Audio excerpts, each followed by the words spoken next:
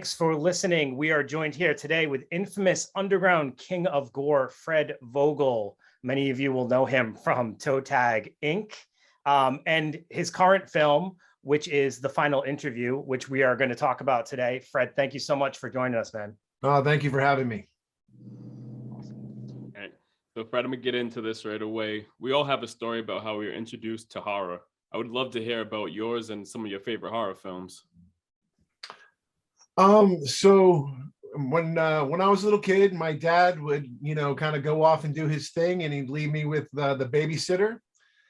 And my babysitter just happened to be this really weird introvert farmer that lived across, the next house over. And this guy, he was a madman. He had all his tables were held up by books. He had books everywhere.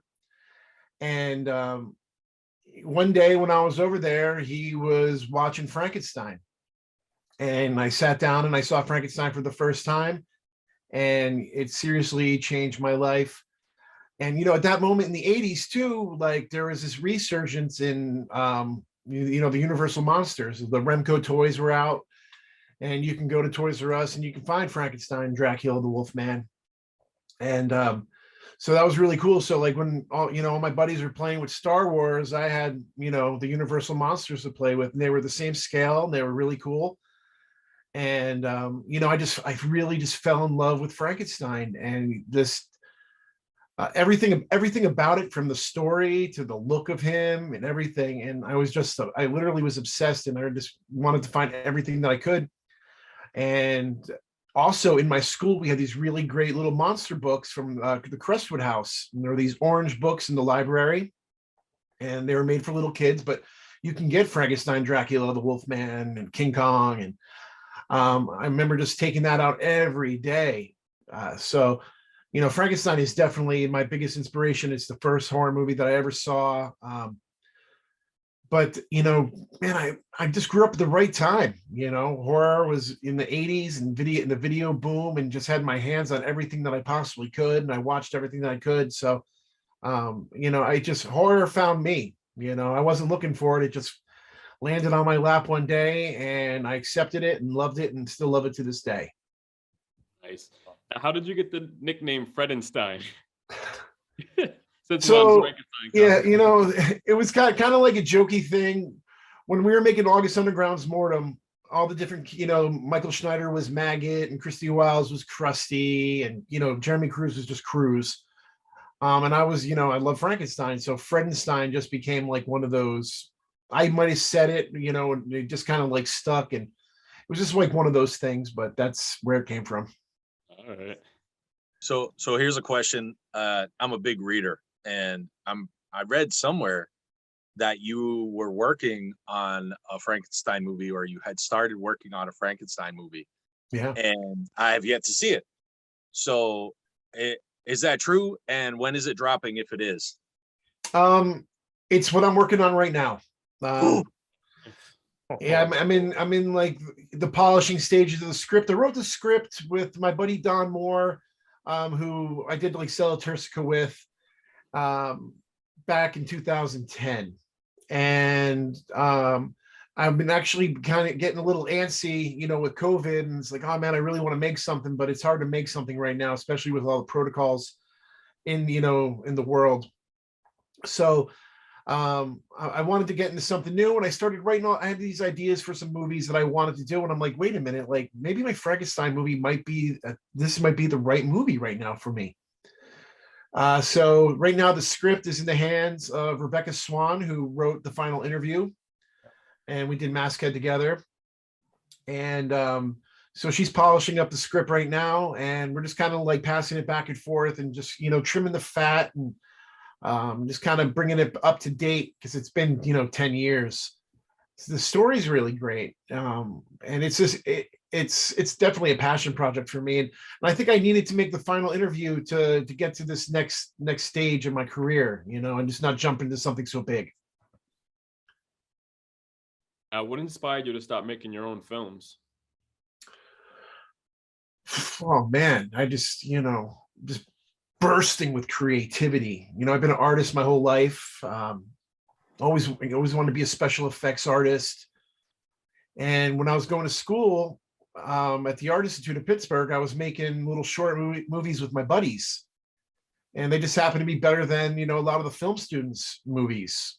And I ended up like shooting a documentary for the first bicycle to ever be ridden in Antarctica, and I won an award for it.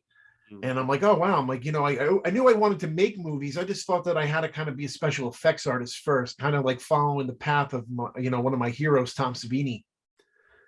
And I just felt like having a good special effects background would help me because I wanted to make horror movies. So like, to make a great horror movie, you need to know the craft of special effects. And I think that's why ToeTag has always succeeded, was because, I had the special effects background. I know how effects work. I know how demanding it is. I know how to hide a flaw if one pops up. So that was really like the basis of it. I knew I always wanted to do it. I just didn't think I can get there. I didn't go to film school or anything like that. I kind of learned just cutting my teeth doing it. Yeah. So ToeTag was a huge influence for me in like a very specific stage of my horror life, I guess you would say, because it was kind of like what introduced me to this like world of underground horror, as well as that realistic like practical effect gore. Mhm. And it definitely was like, it came on at a time where I was like, I just want to find the sickest thing I can find. And then all of a sudden I found like August Underground films, and like, oh, that might be it actually. And your films were getting like passed around like they were dirty secrets. Like you would talk to someone who was a casual fan of horror, you might not mention the film, but if they were really into horror, you'd be like, oh, you should check this out, right? That's And that's the beautiful thing about underground cinema, and just cinema alone. Like, I had to dig deep to find some of those early movies myself. Like, I Spit on Your Grave and Last House on the Left and Last House on Dead End Street. So I get where you're coming from. I love falling down that rabbit hole was one of the best things I ever fucking did. yes. Well, and then I like it got really big for a while, and you were even named in Rue Morgue's magazine of like some of the greatest gore films of all time. I think it was like top 50 gore films. I still have that issue. So you were starting to get a lot of exposure, and your films were right up there with the greatest gore films of all time. And I was just wondering, like, as a filmmaker, what was that exposure like for you, that wave that came along? And do you think it was helpful to your career, or do you think it kind of pigeonholed you in a way, in some kind of way as well? I don't look at pigeonholes. I think it was definitely an honor for Rue Morgue to put me in like that kind of categories with those guys. Jörg Bucharest and Tom Savini, and I mean, it was just amazing. And Rue Morgue was always a champion of my work. Yeah. They were, growing up as a kid, Fangoria was like the holy grail, and Fangoria just did not get August Underground. They just did not get it. And like I think at the time they were just too busy covering a lot of like the teeny bopper crap. You know what I mean? It was like, I Know What You Did Last Summer, the late 90s, that late 90s era was just, crap. And then all of a sudden, like August Underground comes out, and it's like, what the fuck is that? They just weren't ready for something that, narcissistic and evil and everything that is August Underground, but fucking Rue Morgue was. And Rod Godino, he was, I gave him a blank tape with blood splattered on it, and he got it. And the Canadians got it. And that really showed me that like, this movie has something, especially like, a magazine that like would cover Fulci and would cover Argento and a lot of the more obscure horror filmmakers that Fangoria really wasn't covering.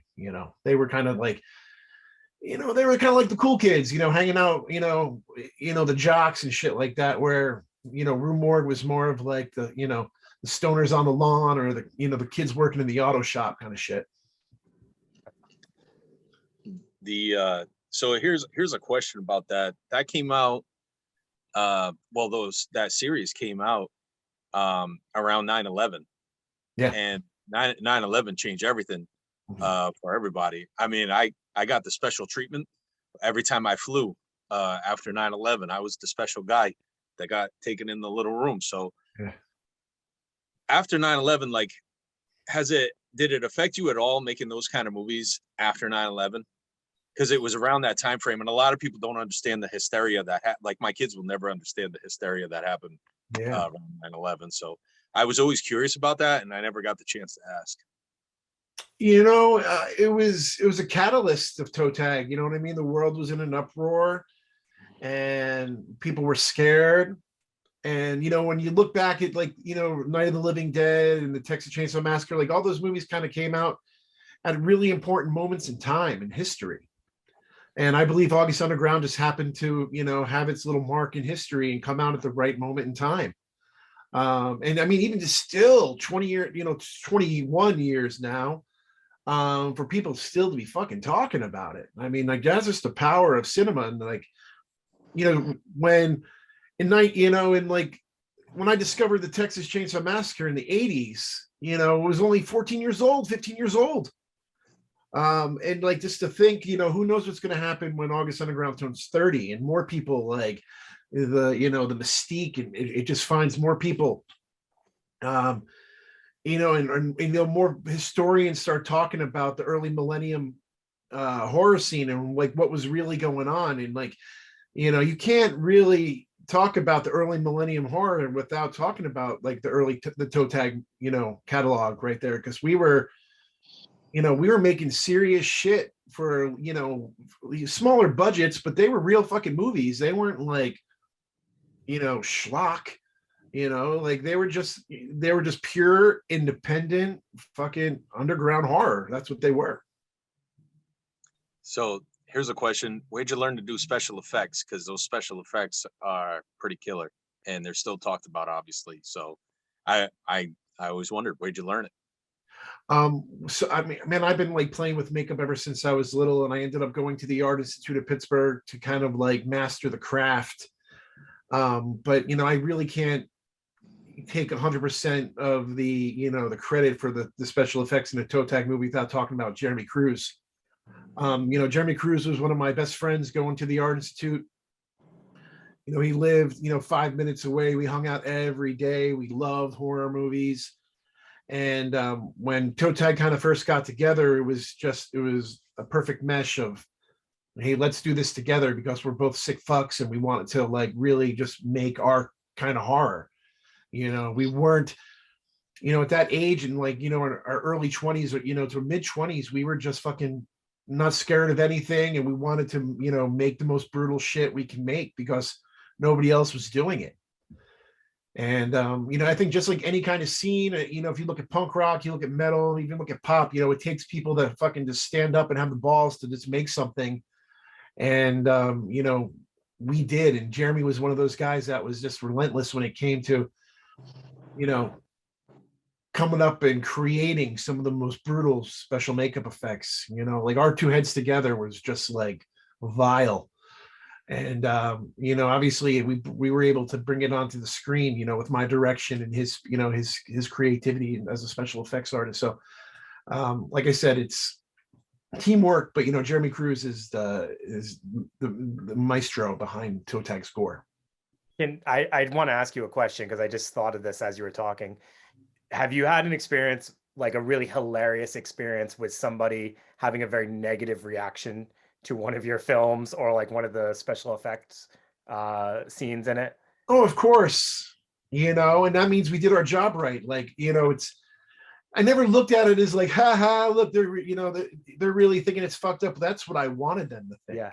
You know, you know, when a movie can, you know, make you think you're watching something real, and you know, the gore is very powerful and the violence is very powerful. I mean, man, that's lightning in a bottle. And you know, that's something that we strove to do in everything. Like there was no, hey, let's just wing this shit here, you know what I mean? Or let's just throw some blood on a wall here, you know what I mean? Like, no. We wanted to show you the real fucking shit. Like, you know, if you look at, you know, my film, like The Murder Collection, and what we did with the autopsy scene, and Jeremy doing, you know, the Asian autopsy and pulling back the skin from the head, and going in the tongue with the bullet, from her being shot in the mouth. I mean, some of that stuff was just amazing, made with nothing, with no money. Same thing with like the Redson Tower. We were doing animatronics, and nobody was doing that kind of shit in the underground. You know what I mean? Like we were just doing our thing, and we got all kinds of crazy reactions, like when the demon baby's coming out of the vagina, and oh my god, is that what is that? Is that a real? No, it's not a real vagina. It's special effects, but that's what we did.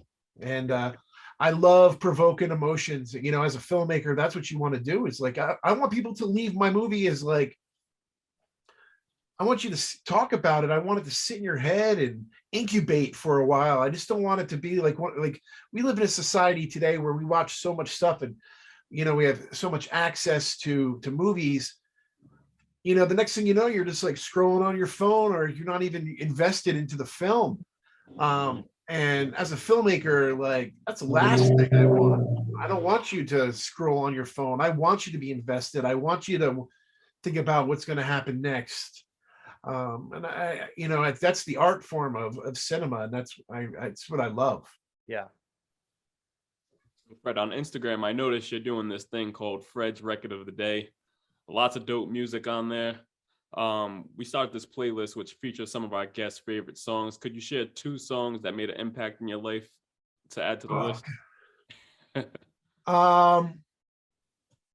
Black Sabbath's Iron Man.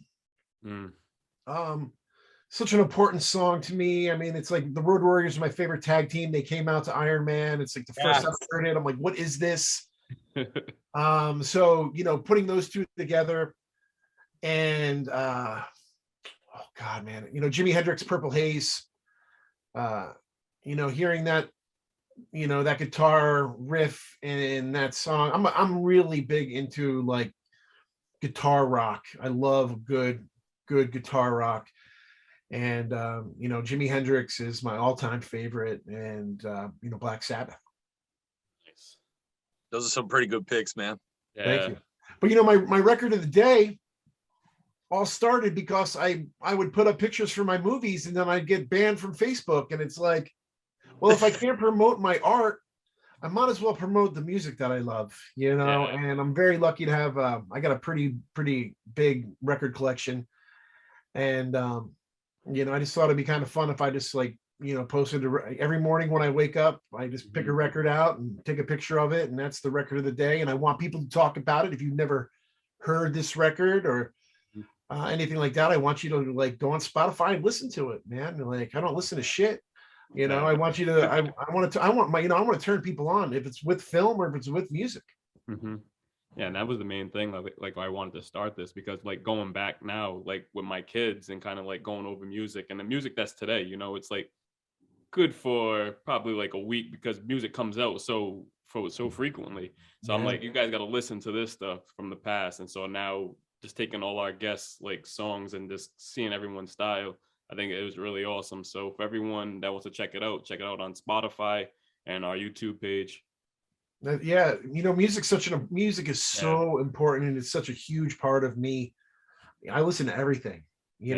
Again, I feel like I was born in a really great generation. I was there for like the birth of hip hop. I was there for a really great punk scene. Even pop music too, metal. So I just fucking love everything. And you have to know that history, because you know what, like the beat, I love history, and I love finding out what inspires other people. Especially if you're passionate and you're an artist about something, you've obviously been inspired by somebody or something, and where does that stem from? You know what I mean? It's like the Beatles wouldn't be who they were if they weren't listening to Little Richard and Buddy Holly. You know what I mean? Black Sabbath wouldn't be who they were. Same thing. It's just like, there's that history and that lineage, and if you go back, you can really find some great stuff. And the same thing with cinema, man. Like, I watch everything. There's nothing that I really don't watch. And I mean, like I can spot a turd a mile away, and I just don't waste my time with it, and I just off. But I mean, I really love the history of going from Murnau with Nosferatu to the to the Universal classics to everything. So it's important to know that history for sure. I agree. So since you're a big wrestling fan, what is your favorite era, and who is one of your favorite wrestlers today, if you still watch? So again, grew up in the 80s. There is only one, the immortal Hulk Hogan. I've seen Hulk. Man, I couldn't tell you how many times I've seen the Hulkster. Growing up in New Jersey, I lived. That's where the WWE was. I was either going to the Meadowlands Arena, or I was going to Madison Square Garden, or we'd take a trip to the Philadelphia Spectrum. And, I was just going all over to see professional wrestling. It's the first time I ever smelled marijuana. Was got a WWF match. I remember asking my friend's dad, I'm like, what's that smell? He's like, oh, it's a Newport, it's a menthol. Yeah. But, that era was just so great. And it was just so gritty back then. And there was lots of blood. And, it isn't really what it is now.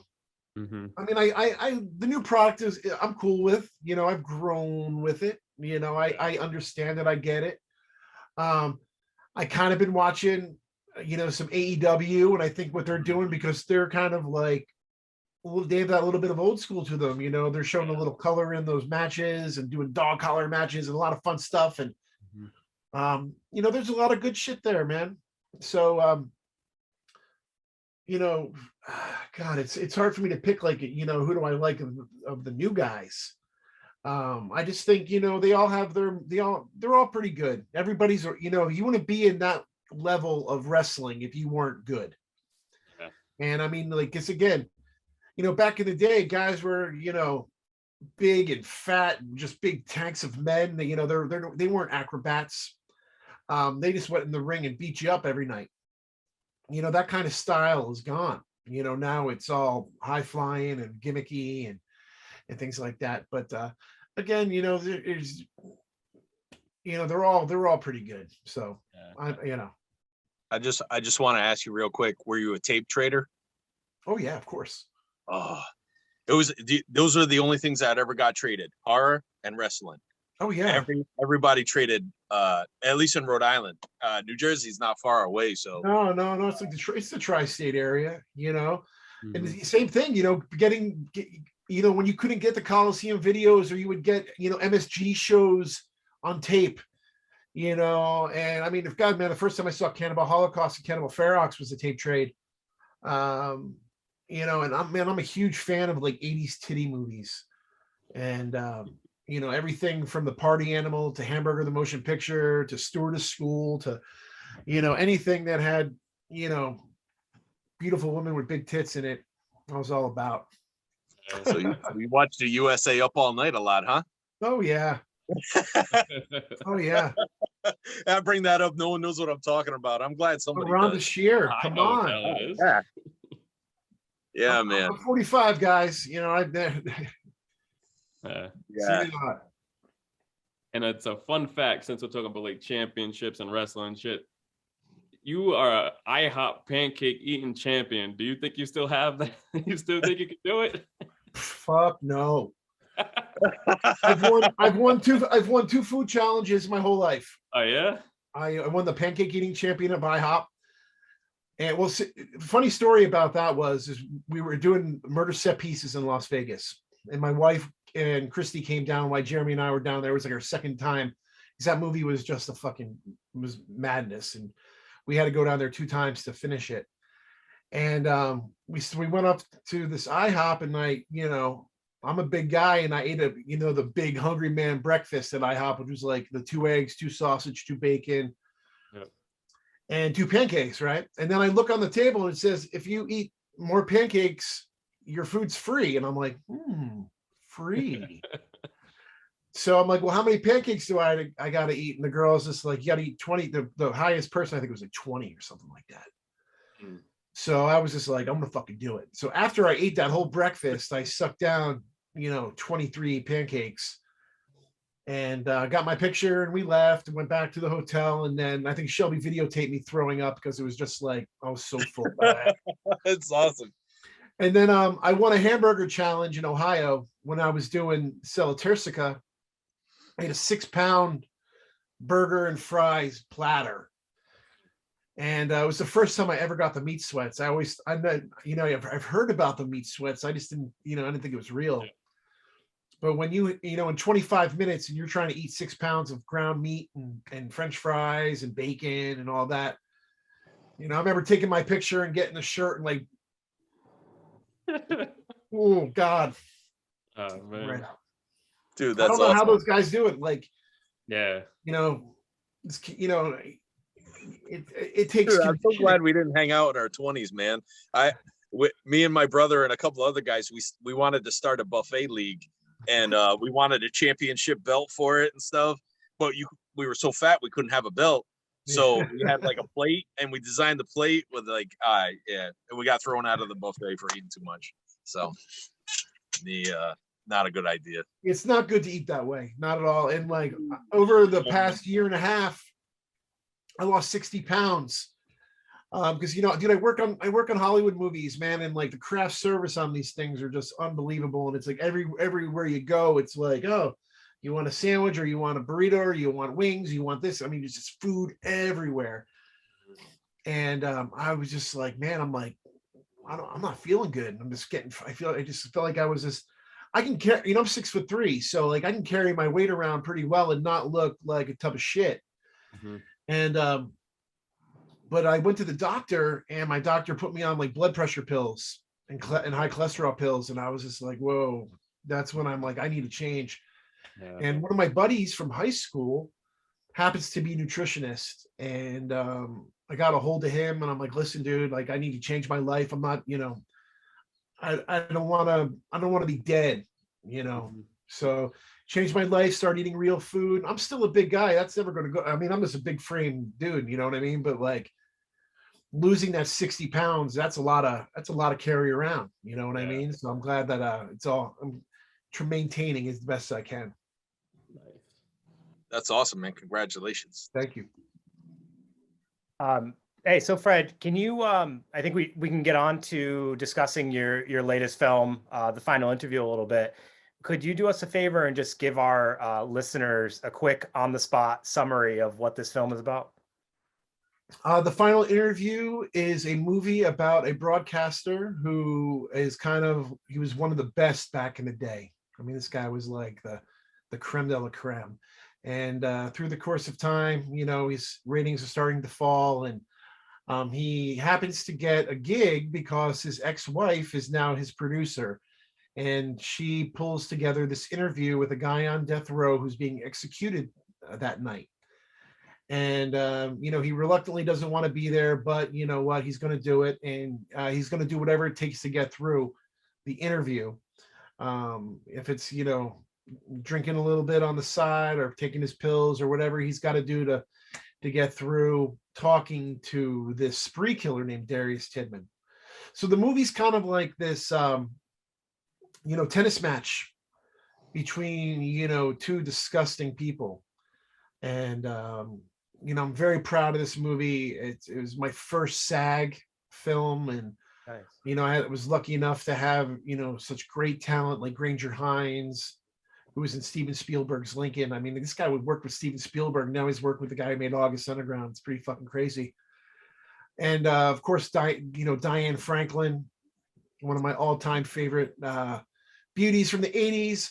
You know, everything from The Last American Virgin, which is like in my top 5 movies of all time, to The Amityville Horror 2 and Better Off Dead.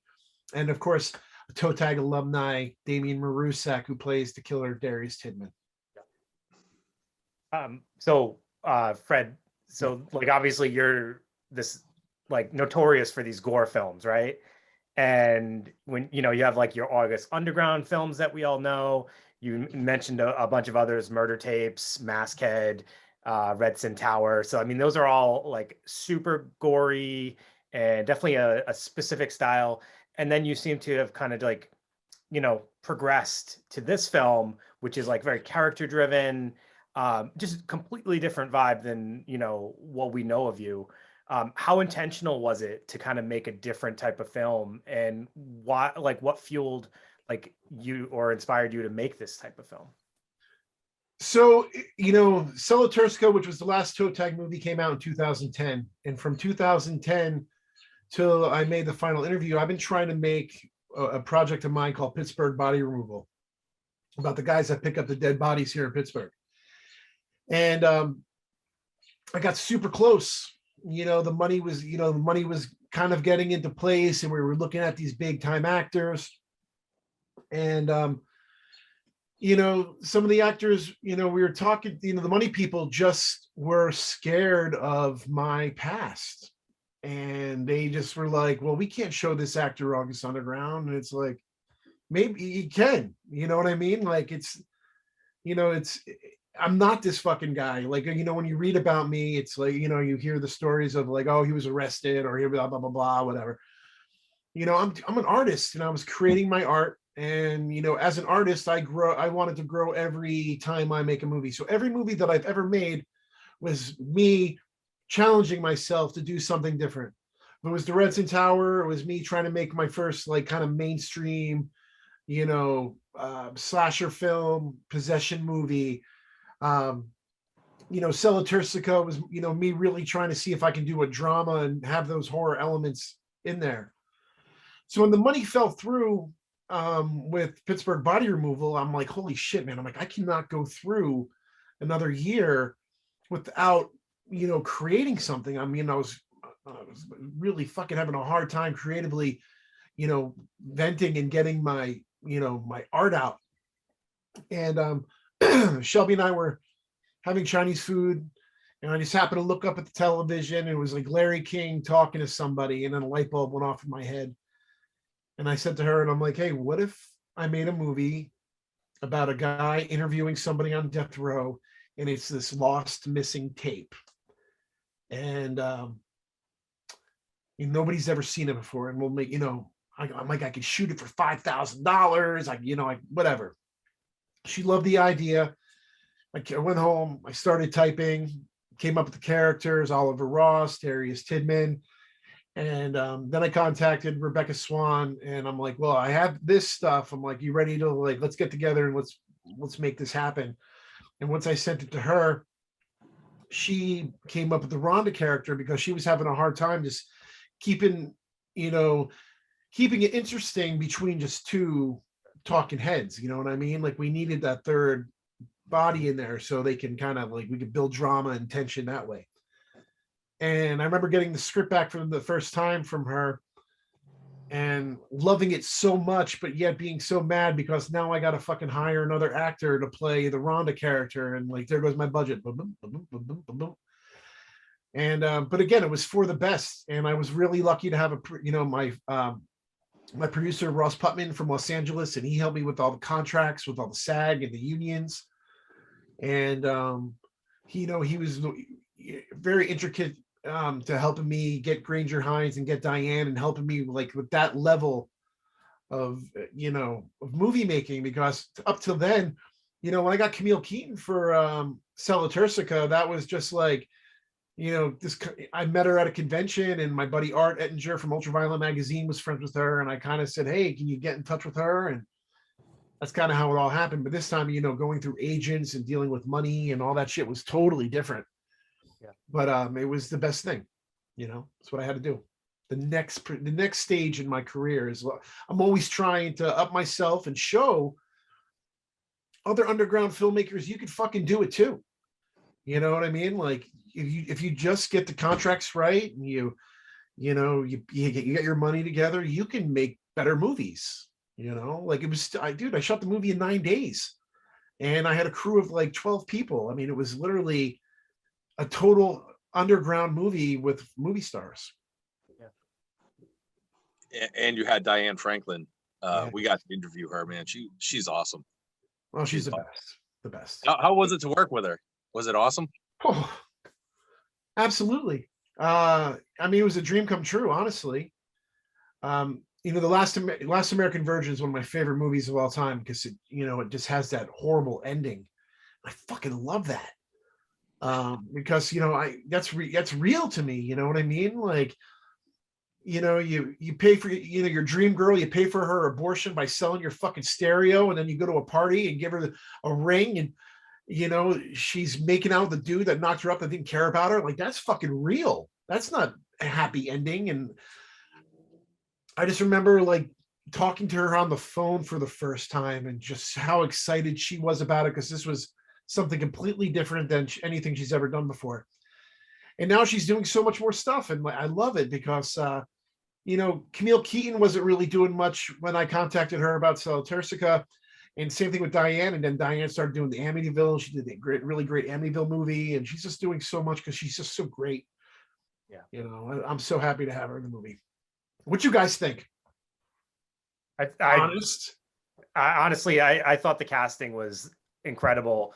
Diane was so like, I just felt like everybody felt so like genuine and authentic in the roles that they played, and it like sold it. Like the dynamic with her and Grainger was just like, it just felt like real. Like you felt like they had been married before, and they were just like this tense couple that was trying to like feign that they were, you know, playing nice, but there was still a lot of shit underneath everything. She was super effective, and I thought it was great. Oh, thank you. And even like Josh said, we had the chance to interview her, you know, and so after just interviewing her and then watching her like act again after so many years, it was just like, wow, you know, like she still has it, you know. Yeah. Like that role was like Dave said, it was like perfect for her. So I'm just happy, you know. Yeah, me too. Yeah, and she has like some kind of weird energy, man. She came on, and I think the best part of the interview was when we turned it off. You know, she was really open and honest, and like her positivity is like really infectious, you know. Oh man. So she was awesome. Like she is somebody that I wish she was my next door neighbor, you know. So she'd be Yeah, like no, making she's a wonderful spirit, man, for sure. yeah. So she was mad cool, and you could see it when she acts. You know, she brings like, there are certain actors and actresses, man, they bring an energy that not everybody has, and she's one of those people. So you could definitely see it. So Yeah, I mean, it was really important to have her because, you know, the movie takes place in the 80s, and I wanted an 80s icon, and I just didn't want to have, you know, one of the, you know, the women that I'm at conventions with every other month, you know what I mean? So Diane was it was a really, to me, I thought it was a really smart choice to have her in the film, because, you know, people are like, I know her. Well, yes, you do know her. yeah. And it wasn't as much as I love like Heather Langenkamp or Dee Wallace Stone, or, you know, I mean, there's wonderful horror actresses out there. I really wanted to, you know, pick somebody who I really loved, and Diane Franklin was my 80s, you know, horror girl. I love her. So here's an interesting question. We're about the same age, and in my 20s, the Gore was where it was at. Even in wrestling, ECW was around, and man, I would go to all the shows. FMW was around, and I was like, whoa. And I would search out like all these Gore films, and as I got older, I don't know if it's maturity or I just got older, and then all of a sudden you know, now I'm changing everything, and I really look for that solid gripping story now, and this was it. So and it's almost like we're on the same wavelength, like you were making these really gory films, and this isn't an insult in any way, shape, or form, but it's like your film career has matured over the years and you've gone up. And I just wanted to like ask you, like, how do you feel about that, and is that like an accurate statement? Absolutely. It's, you know, look at Peter Jackson. You know, look what Peter Jackson was making in his 20s, and then look what he's making now. Yeah. You know, you know, watching a lot of the extreme stuff is kind of like a rite of passage when you're younger. And, you know, finding these films and turning your friends on to these films. I mean, there's nothing better than sitting down with somebody and like popping in Aftermath and just watching them fucking jaw drop and hit the floor. Or Henry, Portrait of a Serial Killer. And, you know, again, it's, as I got older, I just wanted to, you know, I'm not interested in making, you know, kiddie horror movies, you know, like this, it's so easy for me to make a fucking slasher film where a bunch of kids get chopped up and shit like that. I'm just so not interested in that. I made that movie back, you know, in 2007 with the Redson Tower. And now, you know, I was 30 years old directing 21 to 24-year-old kids. And that was perfect, you know, having that gap there. And I think every movie that I've made since, I've definitely matured because I've matured. And the stories that I want to tell are more towards people my age.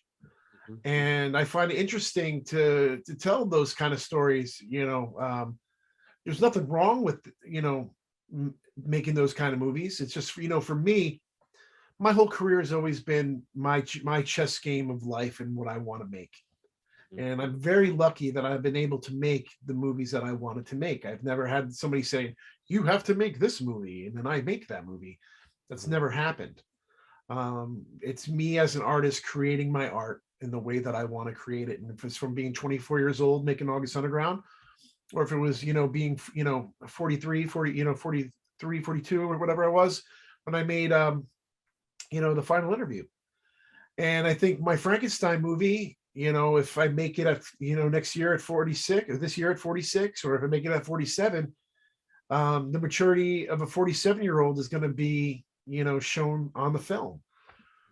And I think a lot of the great directors just get better with age, you know, like, you know, you make your rough stuff when you're young. It's like punk music. I love fucking punk rock music. And you look at like the Descendants, you know, they were like 15-year-old kids, you know, Black Flag, you know, they just got their license and going on the road and doing all this shit. Like they were fucking kids. And when you're a kid, you're not afraid to go to jail for your fucking art. You're not afraid to punch somebody in the fucking face. You're not afraid to stand up in the middle of the room and be like, fuck you, you know. But like when you're 30, you're 40, you know, my back hurts, you know, you want to, you're more protective of your art, you know. You don't need to do that anymore. Like, man, you know, I kind of felt like I was established by the, you know, by the time the Redson Tower came out. I was like, all right, well, I'm on my third movie right now, and I already have it's already, the August Undergrounds are already kind of becoming infamous. And now I'm making this movie, The Redson Tower, and I'm playing the big film festivals and stuff like that. And one of the things I never was not myself. And you said we met back in the day. And I'm sure I'm pretty much still the same dude you spoke to then. You know what I mean? It's just I'm a little older, the hair's a little longer. But, you know, I mean, I'm still passionate about what I do. It's just that, you know, I just don't need to, you know, I don't need to flip people off or wear the, you know, Jesus is a cunt t-shirt. You know what I mean? I could fucking, it's already on me. It's in my, it's tattooed. It's in there, you know. I don't need to have that, you know, that you know, the battle vest that I needed to have, you know what I mean, back then. That makes sense. I love that you referred to your early movies as kiddie movies. And if there are any children actually listening, these are not made for children. No, movies. they're not made for kids. And also, if there are kids listening, your parents are responsible and you shouldn't be listening. So I got August Underground right here. Me and my 11-year-old, we're going to town right now. Yeah. You know, it's funny. I meet a lot of young. I mean, you know, that's the great thing about your art, right? Is that it finds people. And when I was a little kid and I saw, you know, House on the Edge of the Park for the first time, or Last House on the Left for the first time, I wasn't 15, 16 years old. You know, I was probably 12, 13 years old. So when I have a 12, 13-year-old kid hit me up saying like, oh my God, fucking August Underground is the greatest thing, it's kind of like, whoa, you shouldn't be watching this. And then I'm like, wait a minute, I was you. And what I like to do is I like to give those guys the time of day and just kind of like talk to them and tell me what you like about the movie. What other horror movies? Oh, you like August Underground? Well, maybe you need to go see this movie because this movie inspired me. You know, you never seen Henry before. You just jumped right into the fucking deep end. Yep. That's the thing with the internet is, yeah, I'm sure you guys saw it. They like this past year or whatever, they did that whole fucking iceberg thing. And I got asked about that all the time. It's like, hey, how do you feel about you being on the underground iceberg, whatever bullshit that is? And it's just like, well, I don't know what the fuck that is. I really don't care. But what I do know is that there's lots of great movies that inspire me. And if I meet somebody who's younger and loves horror, I can tell you, I can go to step by step, the nastiness that inspired me, going all the way back to the Texas Chainsaw Massacre. Like my character in August Underground wouldn't carry a fucking hammer if it wasn't fucking for Gunnar Hansen, his Leatherface. That's a fact. So it all goes back. Fred, in back to the final interview. So in this film, one of the things that I really loved is like it captured like a very specific time in television as well as like in reporting and journalism, Yeah. So I just kind of was curious, like what spawned the idea and what influences did you draw on to get those aesthetics? So, I knew that I like when I first started it, I wanted to make this videotape. So the 80s was definitely, the right era. And I loved that era. I loved, watching Tom Snyder or, like all those really old, like the stuff that I grew up, like my grandma would watch, and you would watch the interviewer like smoking a cigarette or, it was just a different time, the way that it looked. So it was really important for me to like do that early 80s, which was still pretty much the 70s. How people look at the 80s now, looking at it at 40 fucking years ago is like, ooh, the 80s, hot pink and Madonna and blah, blah, blah, blah. Yes, that was going on. But like growing up in the 80s was, wood paneling and browns and shit like that. Like, yeah. So I really wanted to make my movie not be a cliche when it came to telling a story in the 80s. I didn't want Oliver Ross getting out of a fucking DeLorean. I wanted him to get out of a, vintage taxi cab. I wanted his suit to look vintage. I wanted, everything that, from the television, the cameras that we use to the color palette of the film. I did my, I did my color correction out in Los Angeles for it. And I told my colorist, I'm like, I want you to watch Flashdance. I want you to watch these like really, Pittsburgh 80s movies, and they had a certain look to them. And that's really what I wanted. And I knew the video style I wanted. I was watching, like, again, I've watched a lot of fucking shit. So like everything from the serial killer stuff from back in the day, the Kemper interviews were really stood out to me, in the color of those shot on video interviews looked to me. And I just remember, showing it to my visual effects guy, because I had a visual effects guy doing all the stuff for the for the videotape where you see the live, and that look was all done through a visual effects guy and not a colorist. The cinematic stuff was done with a colorist. So I had two different artists working together to like make this certain look, and then having the old time commercials in it really just added to, the whole feel, the ambiance of the final interview. And I was getting ready to talk about that too. I love the commercials and even the breaks where it gave us as the viewers like time to figure out like what's going on with each person. Where did you get that idea? It's real timing, what I mean? Like being on set, and I've been making movies for a long time, and I'm very lucky that I get to work on big Hollywood movies and documentaries and music videos. I've done it all. Yeah. And there's a lot of waiting around, and there's a lot of bullshit that kind of goes on before that camera goes on and it's action and you got to go. So it was all very strategically placed in there, but yet still, I didn't want to lose you. You know what I mean? I still wanted to keep you in there.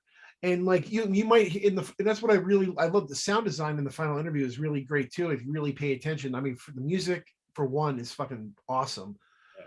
But like just hearing like when Oliver would talk to like the news broadcaster and you'd only see it for a second. I could have just held on that and showed all the broadcasting bullshit. No, I wanted you back in the room with Oliver and Tidman and just kind of hear their banter on what was going on. And you could hear the, the track underneath of that person talking because there's that little TV and the little monitor in there. Yep. So, I mean, I just try to make, realism has always been a huge part of my catalyst of my career. I love putting that realism touch on my films. And then I didn't want to change that with anything with the final interview. Yeah, you did a great job on that, man. Thank you, dude. So the other part of this film, aside from the aesthetic, was like, obviously we talked before about how it was really character driven, and the casting choices here were incredible. We already mentioned Diane Franklin. I mean, Grainger, Hines, again, we mentioned Damien, and I don't know how to pronounce his last name. Marusak. Marusak. Marusak, yes. Marusak. He was incredible. And I know he's someone you've worked with a few times. You already mentioned he was in Maskhead, I believe. He was in Murder. First time I met him, he came into like a casting call we did for Murder Collection. He's in the first scene of Murder Collection where he plays a Russian kid that gets murdered by his father. And then in Maskhead, he's in that one. He gets the compound fracture in his arm. And then in he's the star of Celaturcica as Brad. And he's one of my best friends. He's one of my buddies, and he's so talented. And man, I just been trying so hard to break him into more projects and things like that. It's just it's hard. It really is. But I mean, he really killed it. He had a year with that script. While I try to raise the money and get everything together, he had a year. So when it came time for, I finally casted Grainger for the part of Oliver. This guy knew the script frontwards and backwards. And when him and Grainger got together, Grainger decided not to fly to Pittsburgh, but take a train from Manhattan, so he could have a script for more time, so he could learn it. And I was lucky enough to have those guys for 3 days of just rehearsal time, where I kind of just like met him in a hotel room. I'd sit down with them for like 20 minutes, shoot the shit, tell him what was, how I felt about this or whatever we were talking about. And then I'd leave for the rest of the day. And then I would come back at night. And, I just watched those two guys come together. And, Grainger's such a seasoned veteran that he was teaching Damien, all this stuff. And Damien was teaching Grainger because he knew the script frontwards and backwards. So they just together, it just worked, Yeah. That's incredible. I mean, Grainger, honestly, you got the sense like he really played off like a very convincing character. Like he was no doubt in my mind. It felt like he was drunk the whole time, and that that done really dirty things. Like I don't know anything about his personal life, but that's kind of like what he oozed. And Damien, like it felt like he killed a man in real life. Like he just was so, like he sold it, and it was just so great. So you could like that way that he obviously sat on the script for a while and kind of like owned it, and it totally came off that way. So it was incredible. Yeah, I mean, and it's the script is really great. And that's what definitely helped me get these actors for the movie, was that the script was that good. And and just again, when you have actors that really want to be there, you can't ask for anything better as a director. Yeah. Grainger wanted to be there. Grainger's been in a ton of movies, television shows. I mean, the guy's been acting, you name it, he's been in it. Rocky 2, he's in it. Inner Space, he's in it. I can go on forever. 18, he's in it. But to have this role as Oliver Ross, to where he is the man. Mm-hmm.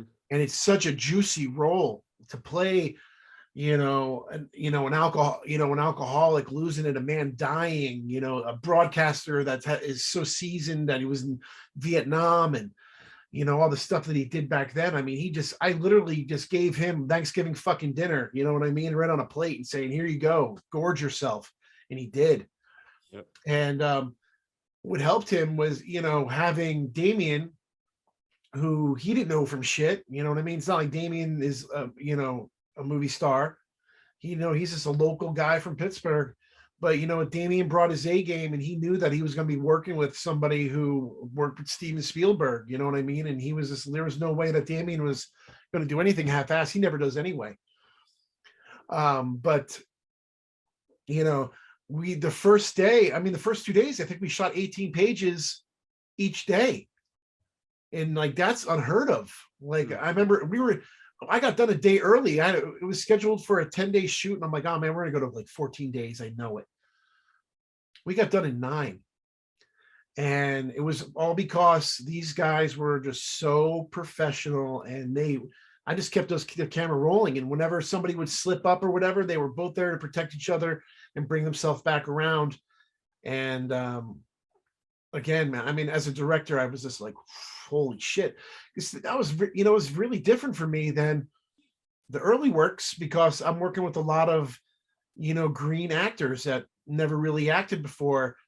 And especially like in an August Underground film, no acting experience, just people who wanted to like, take the ride. They were, what's going to happen? Is Fred going to fucking really kill me? Or, they wanted that experience. So if they weren't pulling their weight performance wise, I would just turn up my juice and scare the shit out of them and make them fucking act. These guys were just pure, acting, and it was fucking wonderful. I couldn't ask for anything better. Yeah, I really dug the dynamic there. You have this guy on death row, so it's just 2 troubled people. You got one killer, and as it's progressing, you find out that the interviewee and the interviewer are both pieces of shit. You know what I mean? And I was like, whoa. And that was really powerful. Who do you root for? Yeah, I mean, you can't even root for Diane's character. You know what I mean? Like, it's, again, that's real life. You know what I mean? Like, there's skeletons in all the closets, boys. Like, yep. You don't know who to root for, and that's what I wanted. That's what I wanted to happen. I wanted you to think the whole time, and we talked earlier about not relying on the gore for this. Totally, it was. I wanted those verbal cues. I wanted you to think.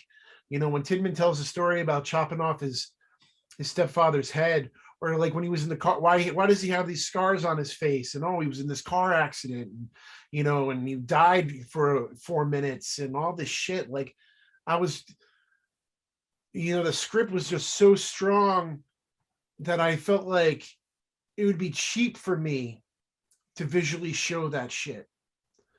Man, I could have chopped his head off and painted the room with his father's blood, like, no problem. But think about it.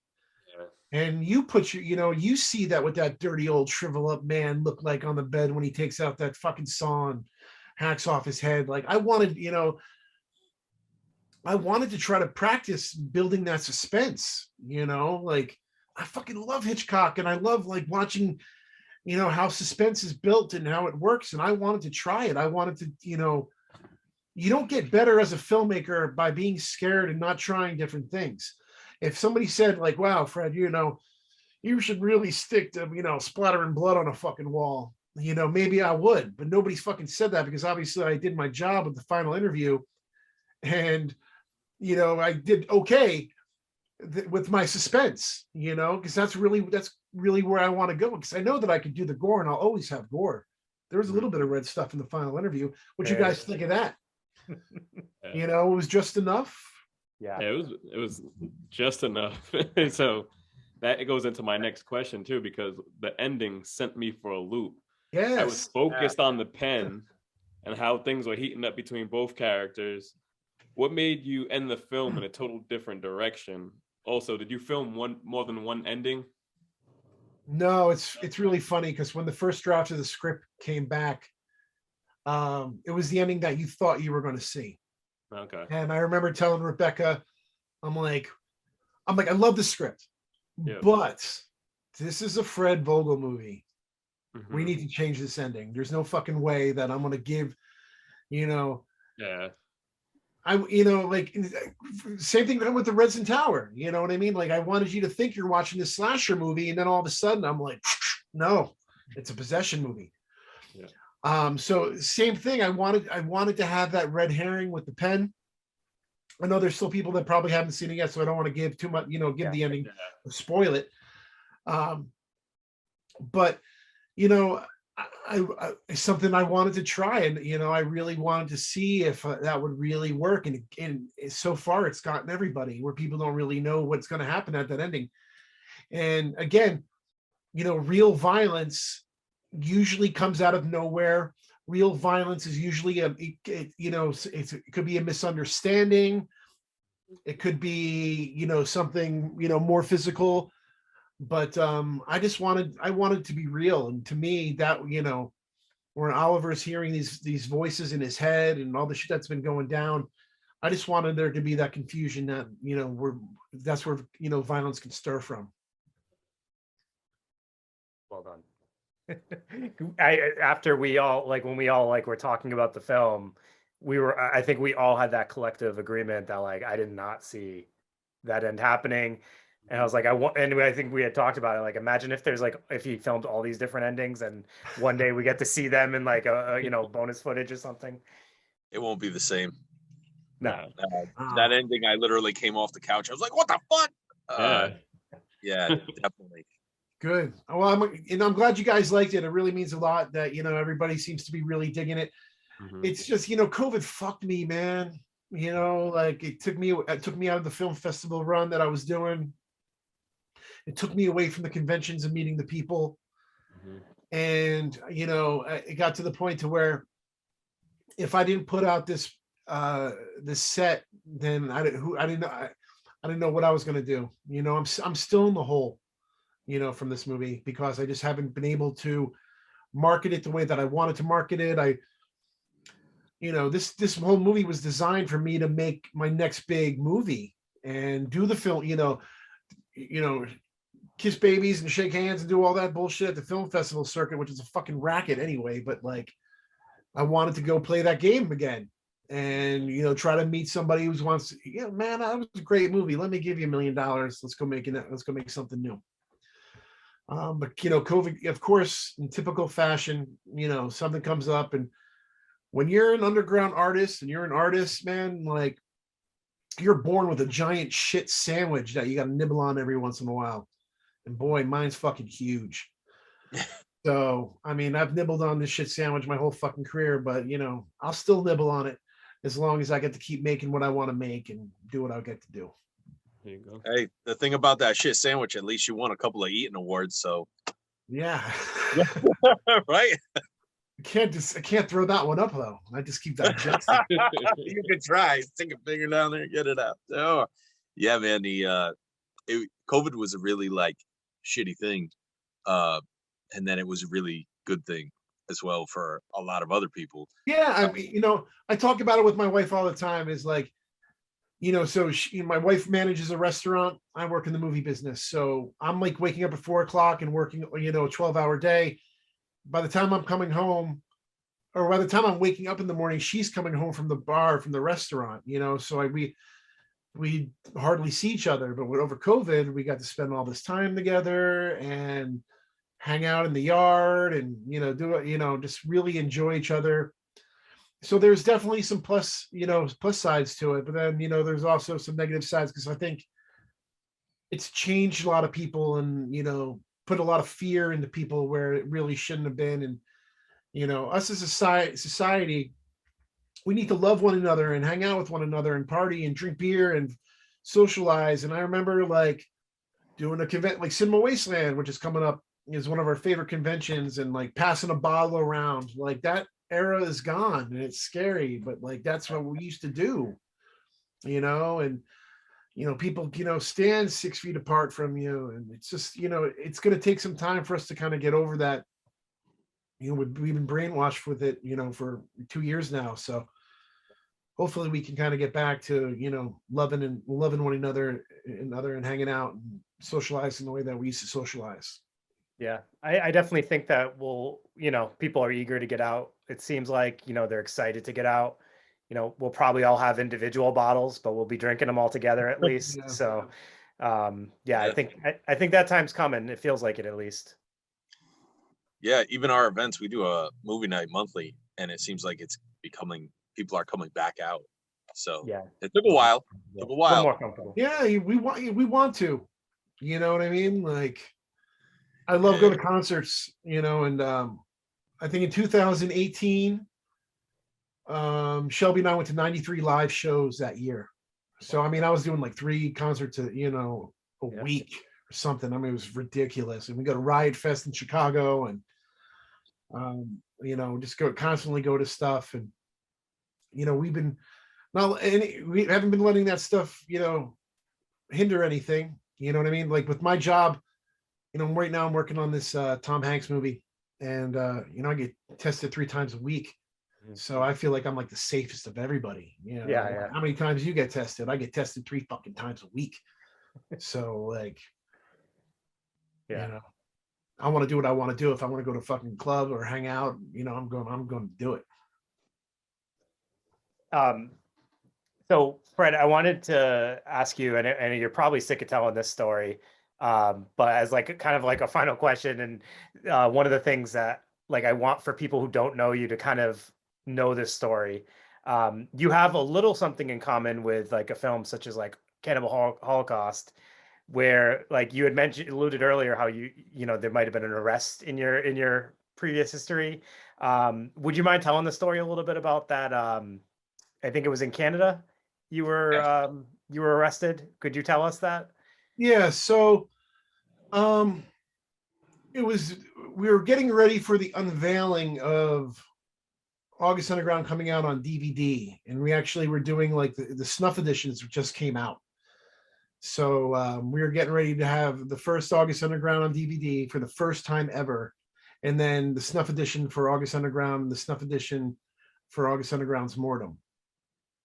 And we were also doing a makeup demonstration for Clive Barker. Clive Barker was one of the guests at the Festival of Fear. So we were doing this Cinnabite on Christie. So we were like so stoked. I mean, like Jeremy and the girls get to shine doing the costume and the makeup, and I got to shine signing autographs with the August Underground movies, and was super stoked about it.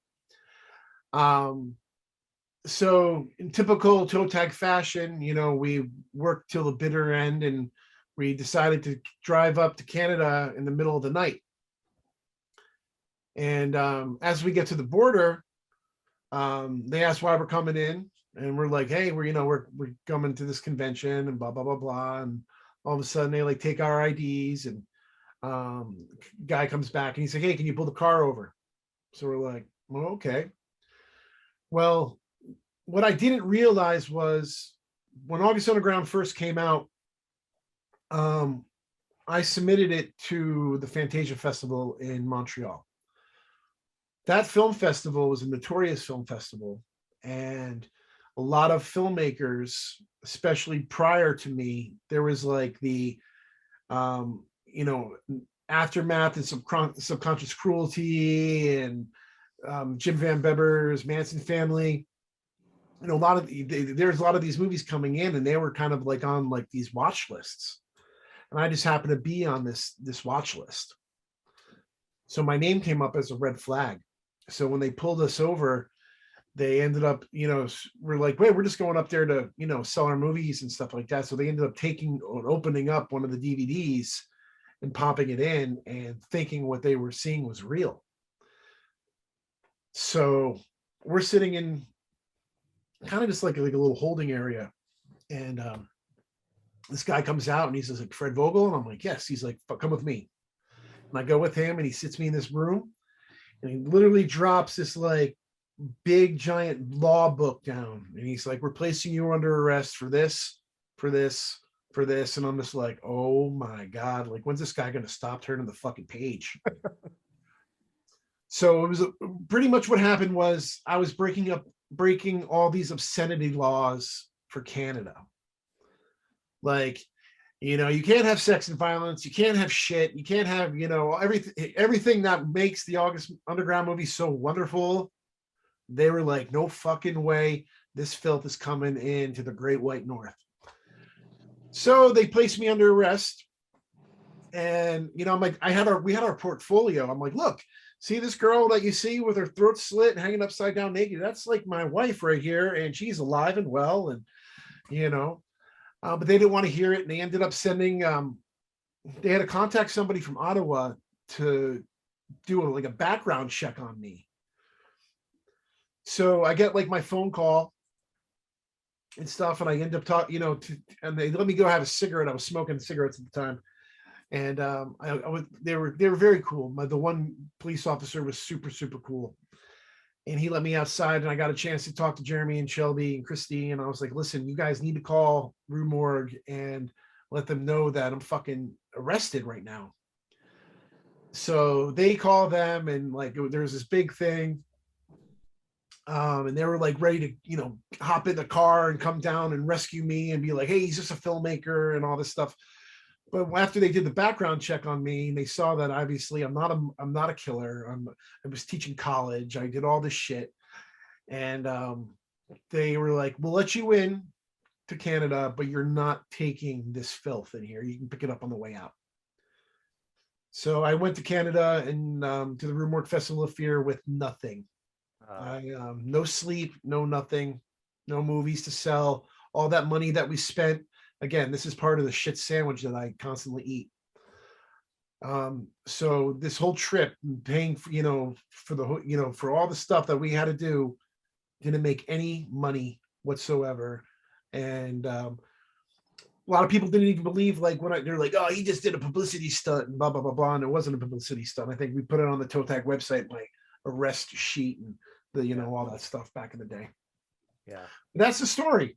And the thing is like, I don't really talk about it much because I've kind of look at, that stuff is a little out of sight, out of mind. It's, it was what it was back in the day. And, because those movies the August Underground movies are pretty fucking nasty, and I don't know how they would fly today in today's world with a lot of these soft people out there. I truly think it speaks wonders though to how intense those movies were. I'll never forget the first time I watched it, and I was like, I can't believe I'm watching this. And I loved it, but I also was like, this doesn't even. It kind of didn't feel right at first until I was like, no, it's okay. It's only a movie. So I can imagine not being a horror lover, not expecting to see this. Yeah. And, they see it and they're like, what are we seeing right now? Well, that's just the power of the movie, and if it didn't look real, it wouldn't work. The magic wouldn't work. That's where a lot of found footage movies fail. And that's why August Underground still talked about after all these years, and a lot of these other found footage movies, nobody remembers what they fucking were. Yeah. Like they looked real, and in August Underground's Mortem, some shit was real. Some of that self-mutilation stuff that was going on, which was different for, what I mean? Like that wasn't what I wanted, but that's, what I mean? Like new people were brought in, and I mean, like, August Underground's Mortem is such a powerful movie, and it wouldn't be what it is without everybody's, involvement in there. But like, there's some sick shit in that fucking movie, and I'm very proud of it. I'm proud of all my kids. You know what I mean? That's what they are. They're just they're pieces of my history. As Oliver Ross says, the silver linings to the worst storms of my life. Which I think is a great line. Because that's kind of what it is. It's like, you have a history and you create something that you don't know. And that's why Frankenstein is such an important piece to me too, is because these movies are my monsters. And I create them like Dr. fucking Frankenstein, and then I let them go terrorize the fucking countryside, and if they throw a little girl in a river every once in a while, then hey, but that's just the power of cinema. There's so many people that make movies that, their movies just get lost in the shuffle, end up in a dollar bin. And I don't want that. That's why you can't get my shit. Right now, I can tell you, seriously, before we did this, I was checking my email. I got like 15 emails from people like, hey, where do I get August Underground? Blah, blah, where do I, you can't get it. You missed that. You missed that boat. I'm sure one will be coming around again eventually. but it's more important for me to keep the mystique behind these films and let them become notorious with which what they are, and they are the truest form of an underground film. And like, I'll protect them to the fucking day I die. So aside from the whole arrest thing being a cool story, it's also kind of like a perfect example of why this film is still talked about to this day, why it's held in regards to films like Cannibal Holocaust, because of how impactful it was, because of how like it just went there and it didn't care. And like, you know, that's how you kind of make films. You just make what you want. And I think that's, you know, something we appreciate is people who make what they want and not what they think people want to see. So yeah, awesome. I love movies. I love movies. I love making movies. I love telling stories. You know, if it's about a sociopath that likes to cut off nipples and smear shit in it, that's one. You know, or if it's about a guy on death row being interviewed by another lunatic, that's another one. But I really appreciate you guys digging the stuff. You know what I mean? Like, absolutely. Worked hard on it. Yeah. So everyone, I want to just, Fred, I want to thank you again for coming on. This has been an absolute honor and pleasure. Thank you guys. I appreciate you having me. Yeah. Make sure you guys all check out the final interview, and then take a deep dive. If you can find Fred's films, definitely go back and try to watch all of them. The August Underground, Redson Tower, Maskhead, Murder Tapes, all of them. But like he said, they're not going to be easy. Let me catch you fucking bootlegging my shit. I swear to God, I'll fucking come out. Break out that hammer. Yeah. All right, guys. So thanks again for listening, and everybody have a great night. Thank you, guys. Thanks.